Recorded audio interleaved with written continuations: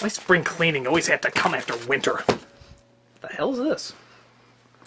Oh my god, I thought I had these destroyed after Wilson Gate. Yeah, we'll soon fix that. Where's my evidence-destroying hammer?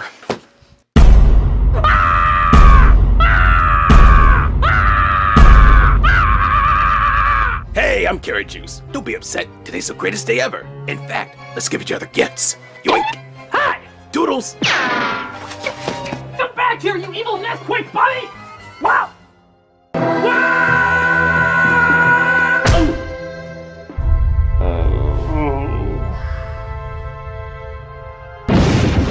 Oh my god.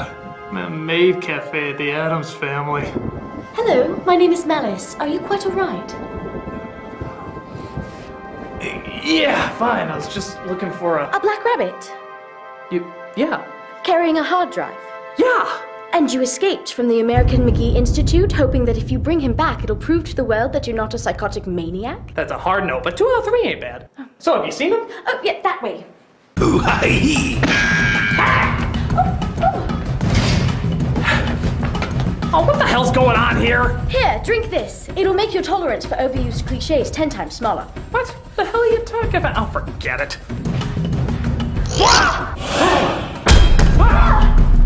What's this, some sort of LSD land? You're not too far off, actually. It's Burton Land.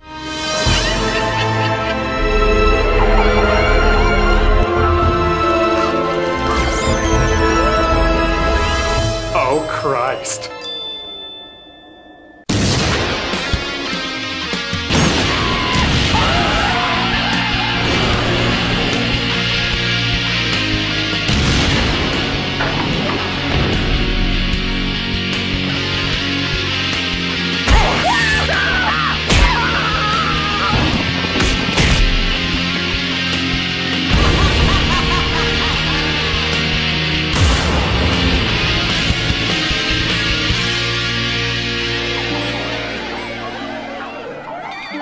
God, look at this place. Like a coloring book if the only crayon available was gray. Oh, come now, it's not all that bad. At least it's creative. Yeah, the first million times, sure, but the million then just as bad as when he took over Disney's Alice in Wonderland. Oh, but I love that cartoon. No, not that one. I hate the fact I have to make that distinction now. No, I'm talking about Disney's Tim Burton's Alice in Wonderland.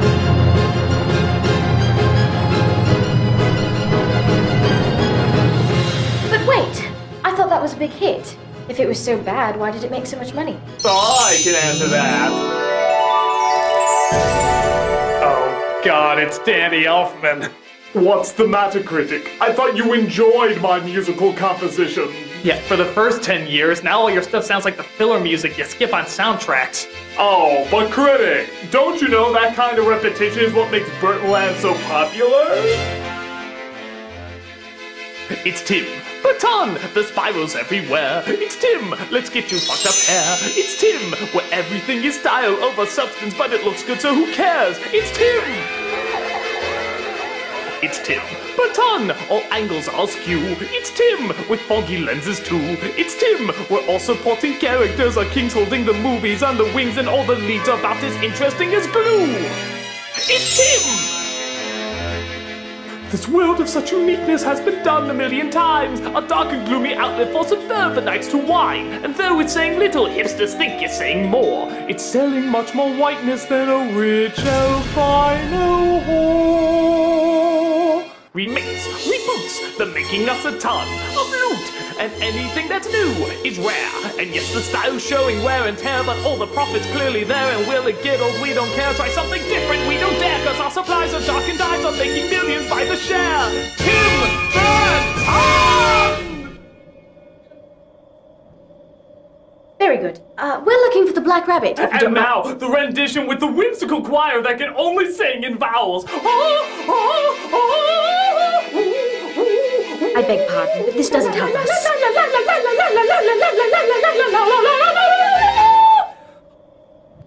If you could just direct us. Well, I tried to be nice. Excuse me. Oh my God, what are you doing? Oh God, no, not that! Oh no, put that back in my body! Oh no, I need those! I need those! Oh God! Oh!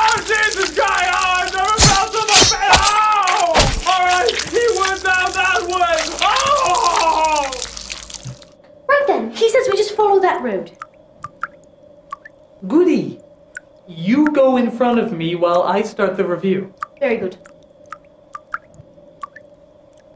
He seems so nice. We see a young Alice being awoken by nightmares as her father tries to put her asleep while discussing trading and business. I see strange creatures. What kind of creatures? There's a dodo bird, a rabbit in a waistcoat. You're mad. Bonkers. Off your head. I think this calls for a good bleeding. That's what solves every problem in this time period. But I'll tell you a secret. All the best people are. So father's so perfect he surely has to die soon after Alice's 19th birthday. This leaves her with a mother who's certainly a product of the times, who is not willing to accept Alice because, of course, she's ahead of her time, and doesn't realize that the ahead of the times cliche has been done so many times that actually makes it behind the times. Where's your corset? I'm against them. But you're not properly dressed. Who's to say what is proper? What if it was agreed that proper was wearing a codfish on your head? Would you wear it? To me, a corset is like a codfish. And now it's time for tired oppression cliches for tired free-spirited whippersnappers. And no stockings. Woo! Most unorthodox. I was wondering what it would be like to fly. Oh, how uncivilized. My father said he sometimes believed in 6 impossible things before breakfast. Oh, heavens to Betsy. When in doubt, remain silent. Oh, much better. Do you know what I've always dreaded? Ugly grandchildren. Oh, how very proper. But I don't know if I want to marry him. Whoa, how obviously not stuck up and wrong. I hope no other character in any other movie ever made repeats what she does in this film. That would be randy. Hamish, do you have a tire of quadrille? On the contrary, I find it invigorating.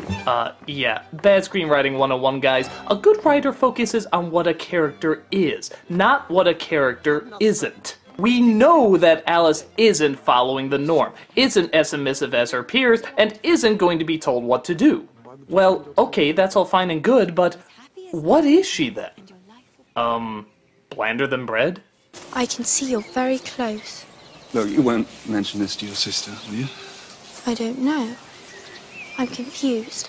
Are you sure she's not a product of the emotionless Victorian era? The gardeners have planted white roses when I specifically asked for red. You could always paint the roses red. And of course, as it goes, all the things that Alice will come across inevitably will work their way into her fantasy world as well. Like the owner complaining about the white roses, talking to Tweedle kinda and Tweedle sorta. And of course, what seems like an insane society needing to be challenged. Will you be my wife? But this is happening so quickly, So she turns down the proposal of one of the lesser Weasleys, mostly because she sees the white rabbit?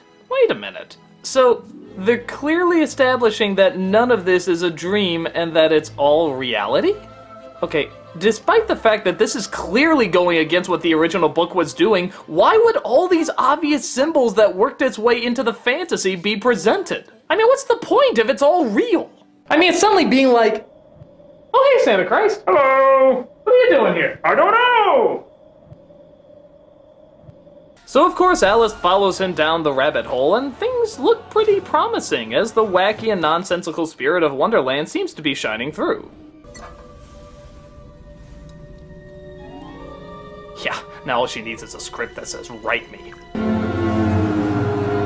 She of course shrinks down, wearing a convenient mini dress that she had on her. Maybe she was gonna play Goth Barbie later. And enters the rather gray and blurry world of Wonderland.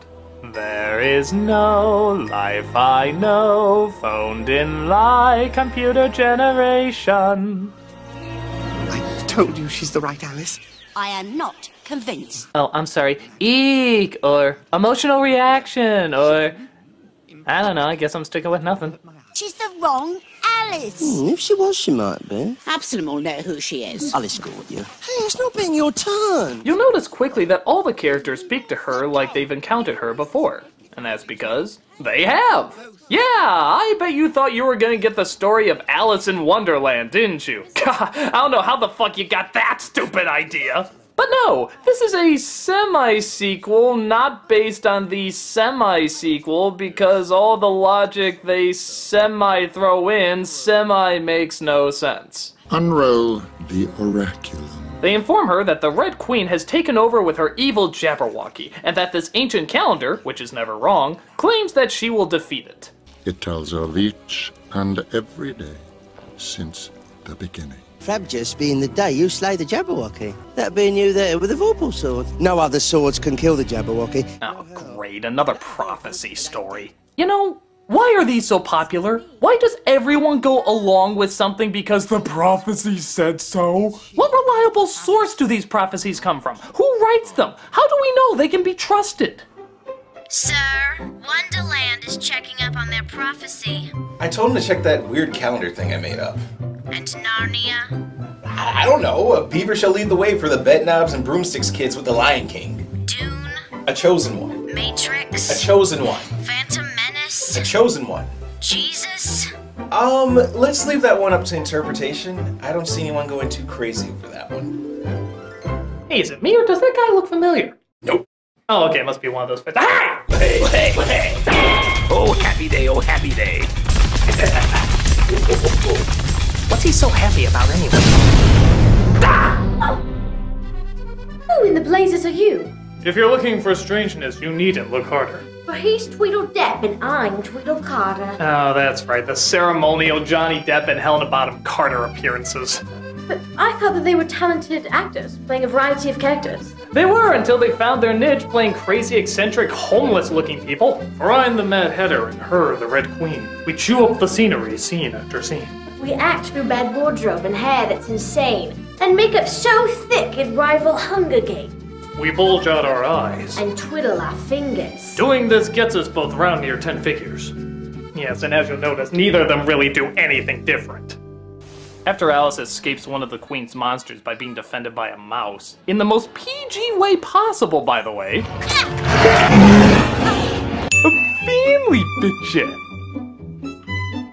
She comes across the Mad Hatter, who is apparently so mad that he keeps alternating between accents. You're absolutely Alice. I'd know you anywhere. I'd know him anywhere. The Jabberwock with eyes of flame. Jaws that bite and claws that catch. Investigating things that begin with the letter M. Of course, but now you're back, you see. And we need to get on to the Frabjous Day. You have any idea what the Red Queen has done? You've lost your muchness. Juggling, slurking your fault. Of course, his not very lunacy is only offset by Helena Bonham Carter's not very lunacy, as she plays the Red Queen. And actually, at first, it almost kind of works. Because in the beginning, she seems to get upset over stupid, silly things. Like who ate her tarts. Did you steal my tarts? No, Your Majesty. Squimberry juice. I was so hungry! Open it, Dad! That's in keeping with the nonsensical spirit of the book. But, for whatever fucking reason, they keep bringing in this political power struggle and talk of the prophecy, and that's not what Alice in Wonderland is about. It's supposed to be a fun road trip of dreamlike nonsense, an escape from reality through creative surrealism. It's supposed to be a childlike experience, not a fucking war movie. But listen, these characters constantly talk like they're in a war movie. When the White Queen once again wears the crown. Like not slaying anything. Down with the bloody big head. Our world is falling to ruin. We're going to rescue him. That is not foretold. Down with the bloody Red Queen! Oh, come on. Could you see the Mad Hatter getting involved with a cause? The communist flag will rise! Can you see the original Cheshire Cat getting invested with freedom fighters? I never get involved in politics. Oh, is that why you constantly get involved with political movements every couple of scenes? Goodbye. Why bring sense and logic to a world that celebrates having no sense and logic? It just sucks the fun out of it. Who would want fun when there's glue instead? That's like talking through your teeth, not hearing what's said. I'm wearing a stripe. I apologize, but they annoy me. I'm going to kill them. What is wrong with you? You're usually so nice. Stop killing people. Oh, I'm afraid I already did when you looked over there. What? I didn't look over there. Damn it! Your ideas came from a mental institution. Well, I assume you did too, given how you're dressed. Yeah, but I'm a celebrity. When you dress weird, it's crazy. When I dress weird, it's avant-garde.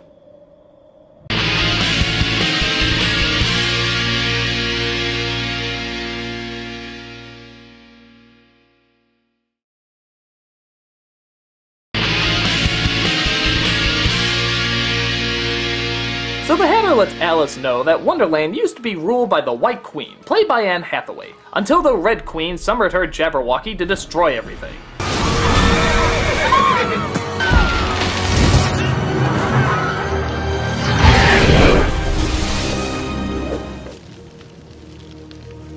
Oh, the heartbreaking tragedy. If only there was some sort of warning they could have had to prepare them for this. Like a calendar that predicts the future and is never ever wrong. Wait a minute. Didn't they say that fucking thing predicts whatever's gonna happen? It tells of each and every day since the beginning. Well, why the flying hell were they just partying then?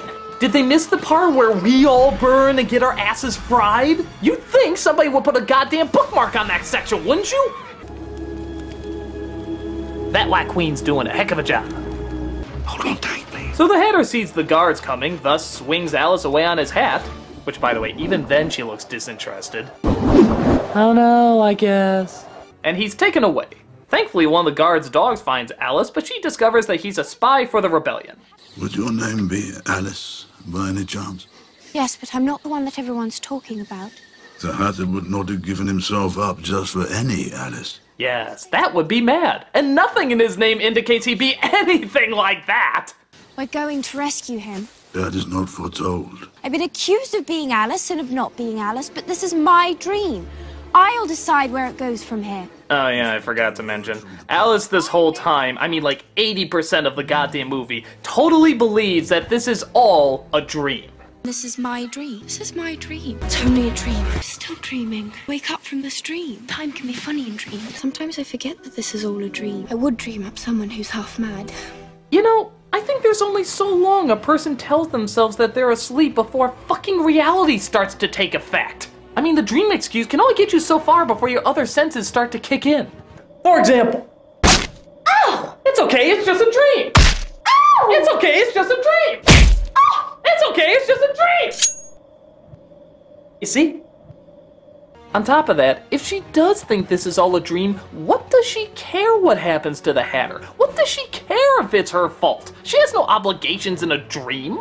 Though, then again, maybe that would explain why her performance is about as invested as Willy Wonka saving a bratty child. I'll decide where it goes from here. If you diverge from the path... I make the path. Stop, don't come back.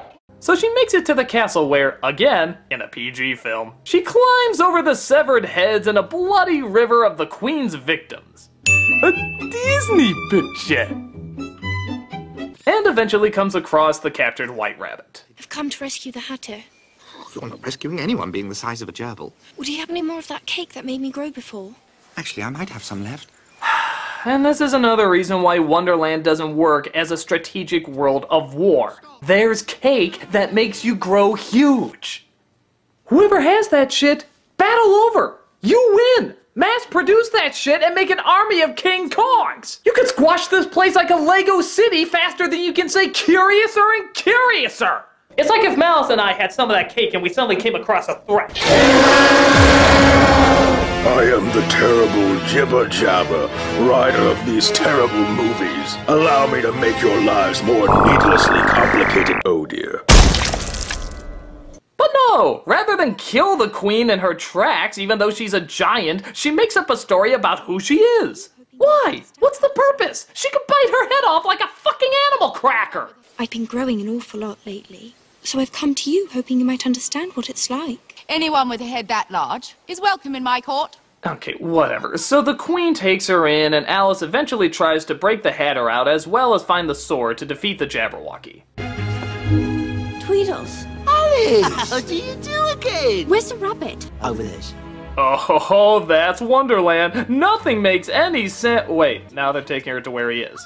But you just pointed in the opposite direction. Are you taking him there or are you not taking him there? What? Is there any goddamn consistency in this place? Should we just rename the characters the Kinda Mad Hatter? Should we change the phrase to just a little quirky but still totally reasonable as a March hare? But before she can get the sword, she has to deal with this weird scene with the leader of the guards, played by Crispin Glover. I like you, I like largeness. Wow, Burton's really working through some issues with this movie, isn't he? Next she'll be telling me he has a thing about rats. So So she does find the sword and manages to befriend the Beast by giving him his eye back. She's unable to save the Hatter, but the Beast does carry her over to Epcot Gondor, where the White Queen awaits. Come with me. You're late for your soup, you bosom. Could use some salt. That's my attempt at being funny. It'd be funnier if I was funny.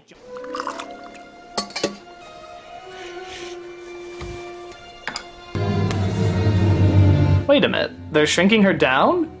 Why the flying fuck are they shrinking her down? She has to fight a gigantic Jabberwocky, remember? Did we forget our little stomp talk? Come on, guys, this makes about as much sense as the Cheshire Cat wanting to help the rebellion but uses his godlike powers just to save one person. Good morning, everyone. Oh, come on! He could turn into Godzilla and squash the place if he wanted! There's a bajillion things he could have done here! He could win this war in a blink of a goddamn eye! But hey, like he said... I never get involved in politics. Only when bad writing dictates so. Goodbye. So the Mad Hatter is saved, but they still had to figure out how Alice is going to defeat the Jabberwocky on the day of battle.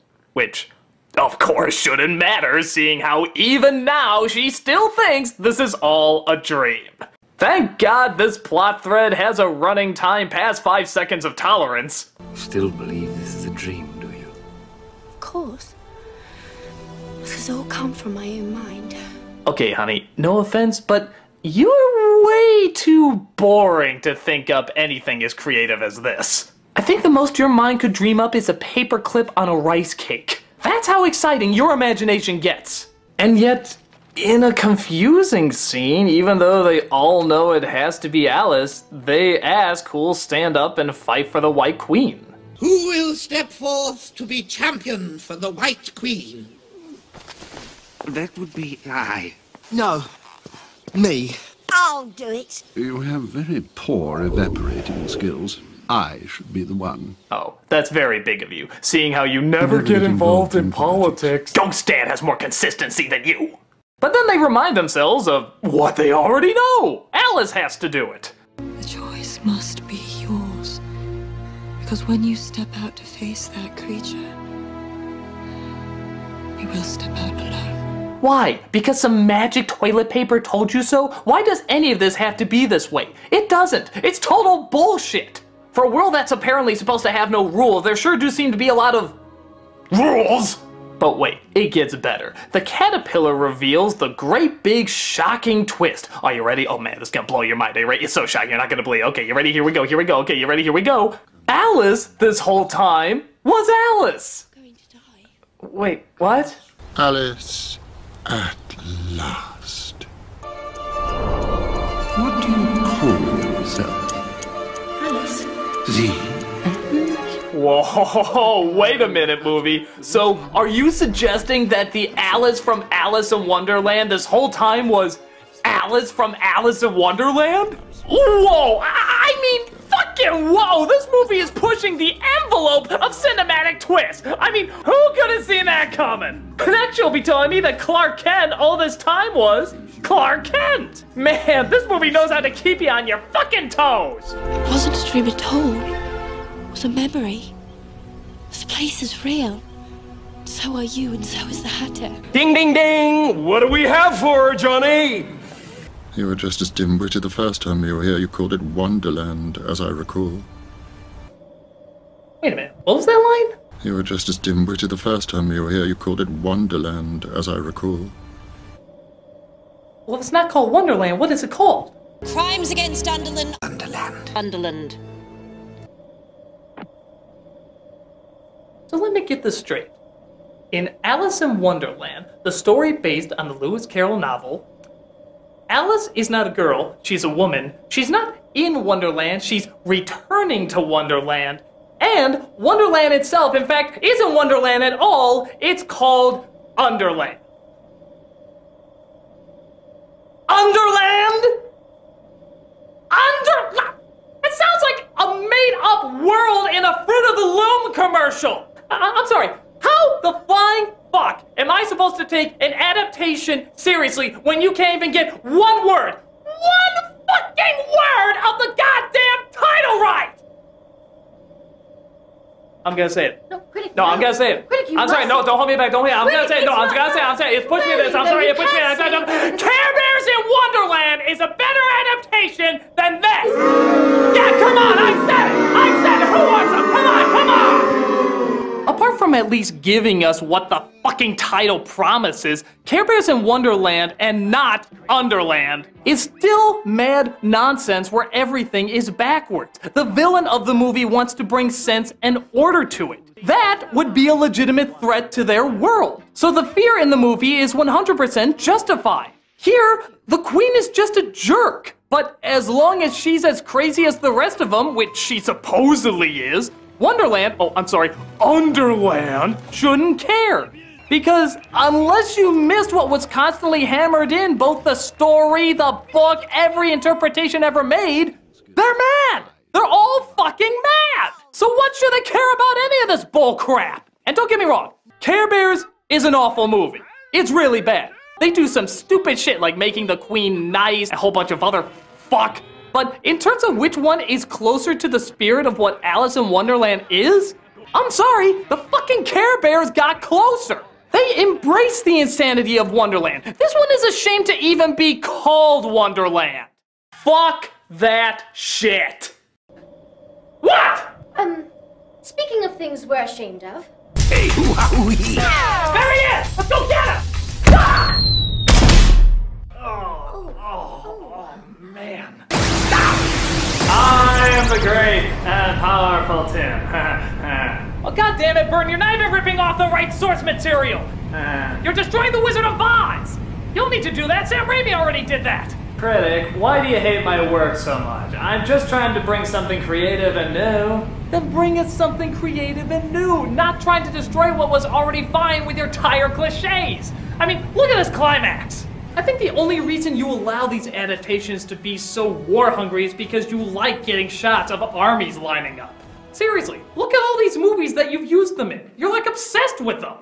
Hey, now, come on. Those scenes came from Mars Attacks, Planet of the Apes, and Batman Returns. As we all know, those are critically acclaimed masterpieces, but they look so cool.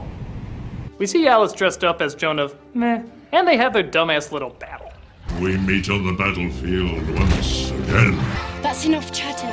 I'm the wild, eccentric one where I come from.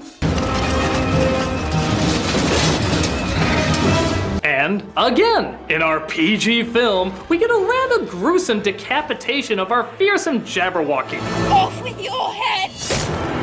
A family thing. Oh my god! Oh, that's disgusting! Oh no! Oh my god! Oh! Bring the kitty. We follow you no more. So that takes the Red Queen out of power, Queen Uninteresting is in control again, and the Hatter feels he can finally celebrate by doing his dance. Oh, interesting. Kaloo!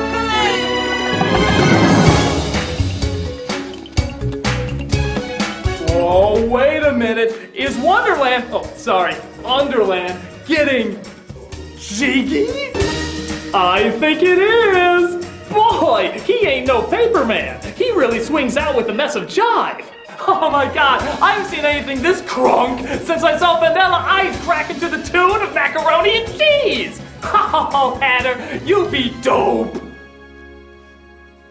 Okay, are you sure you didn't escape from a mental institution? So Alice goes back home, apparently wiser, and somehow even blander. Sorry, Hamish, I can't marry you. I love you, Margaret, but this is my life. You're lucky to have my sister for your wife, Lowell. That is no prince, Aunt Imogen. You need to talk to someone about these delusions. Don't worry, Mother. I'll find something useful to do with my life. And you wanted a brain. What you don't have is a diploma. You and I have business to discuss. Shall we speak in the study? Oh, and one more thing. My god! Her boring personality is in direct conflict with our boring personalities! Most unorthodox! So she uses her newfound expertise in sword fighting and monster slaying into the trading business.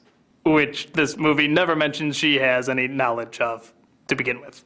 It's vast, the culture is rich, and we have a foothold in Hong Kong. So she sails the Wonder, oh, don't you mean under, where she sets to start her brand new life. Hello, Absalom.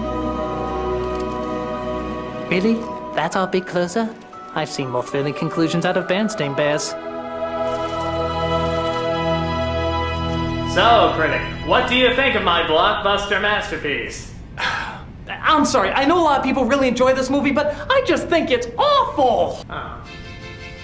What should have been a match made in heaven turned into a needlessly complicated storyline from a seemingly simple source material. How can a movie based on a pointless book be even more pointless by trying to give it a point? On top of that, the film thinks that the more evil it can make the villains, the more interested we'll be in our heroes, rather than just writing the heroes interestingly. You can make it dark, you can make it intense, but unless you have a coherent story and characters that have a little bit more charm than snake vomit, it doesn't amount to anything. Sometimes the visuals are nice, and once in a while it brings out a little bit of the zaniness from the book, but most of it misses the spirit, the charm, and yes, even the wonder that made Alice in Wonderland so great. I bet even Malice could do a more Tim Burton-style Alice in Wonderland sequel than Tim Burton could. Come on, y'all knew we were going there. But, Critic, I thought you liked my work. I did when you did original stuff. Beetlejuice, Edward Scissorhands, The Nightmare Before Christmas, those were all great. But now all you do is terrible remakes. Well, that's all part of being an artist, Critic. I mean, some ideas hit bullseyes and others are dead on arrival. But you just keep trying. Not if you keep living in another person's shadow. I mean, no good can ever come of that. I think this video begs to differ. What? No! Please don't hurt me. What is a creepy girl of indiscernible age? Some home movies of the critic's room when he was young. Please don't.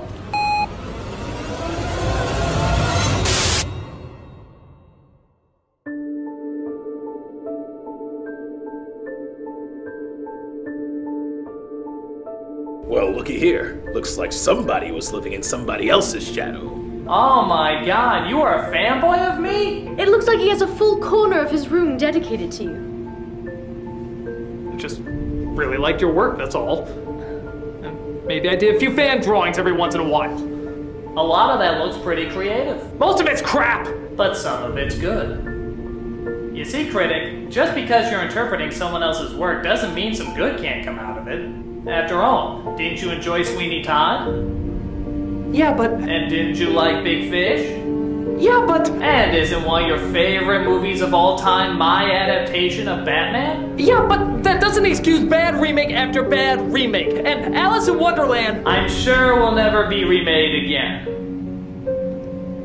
Well, just because it's been done a million times before doesn't mean it'll be done a million times again. Critic, this is just how artists work. Sure, I'll make a lot of crap. But for every Dark Shadows, there's an Edward. For every Planet of the Apes, there's a Beetlejuice. In fact, my next movie is called Big Eyes, based on the artist who did that kitsch artwork in the 60s and all the trials and tribulations she had to go through. Actually, that sounds kind of interesting. And based on another source material. Alright, for the good of the creative mind, I guess it's good to put up with some crap every once in a while. But wait, there's still one thing I never figured out. Why was the Black Rabbit so happy all this time? Isn't it obvious? This is the first Tim Burton project to ever have a black man in a main role. No. There was Harvey Dent. And, wait, no, he was in the main character. There was Oogie Boogie. And, no, he only came in the last third. Oh my god, you're right! See? You know, for a director who celebrates black and white, you sure do put a lot more emphasis on the white than you do the black. Nevertheless, go forth, my young ones, back into the real world to look forward to the wonders that Burtonland will bring unto you. I will, Mr. Burton. I know you won't let me down. I'm sure I won't either. Tim Burton's eagerly anticipated Big Eyes has been canceled. Replaced with his latest cinematic creation, Adventure Time, starring Johnny Depp and Helena Bonham Carter. I completely forgot whatever lesson I was supposed to learn. I like love.